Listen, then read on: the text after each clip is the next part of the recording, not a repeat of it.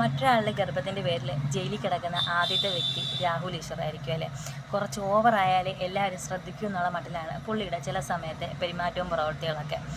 അങ്ങനെ വേട്ടക്കാരെല്ലാം പുറത്താവുകയും വേട്ടക്കാർക്ക് വേണ്ടി ശക്തമായിട്ട് വാദിക്കുകയും ചെയ്ത രാഹുൽ ഈശ്വർ ആകട്ടെ മെൻസ് കമ്മീഷനൊക്കെ വേണമെന്ന് പറഞ്ഞിട്ട് പുരുഷന്മാർക്ക് വേണ്ടി കണ്ണടച്ച് വാദിക്കുന്ന ഒരു വ്യക്തിയാണ് ഈ രാഹുൽ ഈശ്വർ കേട്ടോ.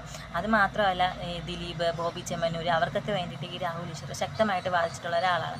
പക്ഷേ രാഹുൽ ഈശ്വറിന് ഒരു പ്രശ്നം വന്നപ്പോൾ അല്ലെങ്കിൽ ഇങ്ങനെ ഒരു കാര്യം വന്നപ്പോൾ രാഹുൽ ഈശ്വറിനെ സപ്പോർട്ട് ചെയ്യാൻ ഒരു പുരുഷന്മാരും വന്നിട്ടില്ല എന്നുള്ളതാണ് വേറൊരു കാര്യം കേട്ടോ. അങ്ങനെ എല്ലാവരും രാഹുൽ ഈശ്വറിനെ കളിയാക്കി മണ്ടനെന്ന് വിളിച്ചു, അങ്ങനെ പരിഹാസമാക്കി.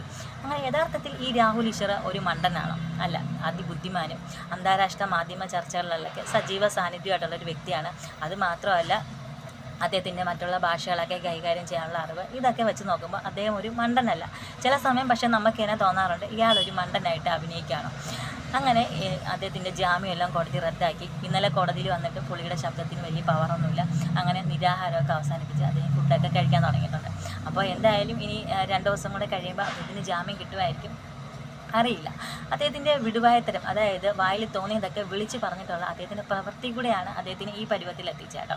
എന്തായാലും അദ്ദേഹത്തിന് ജാമ്യം കിട്ടുമായിരിക്കും. അത് നിയമത്തിൻ്റെ വഴിക്കാണ് പോട്ടെ. അപ്പോൾ നിങ്ങൾക്ക് എൻ്റെ ചാനൽ ഇഷ്ടപ്പെട്ടാൽ തീർച്ചയായിട്ടും സപ്പോർട്ട് ചെയ്യുക. അപ്പോൾ നമുക്ക് പുതിയ വിശേഷങ്ങളുമായിട്ട് അടുത്ത വീഡിയോയിൽ വീണ്ടും കാണാം കേട്ടോ.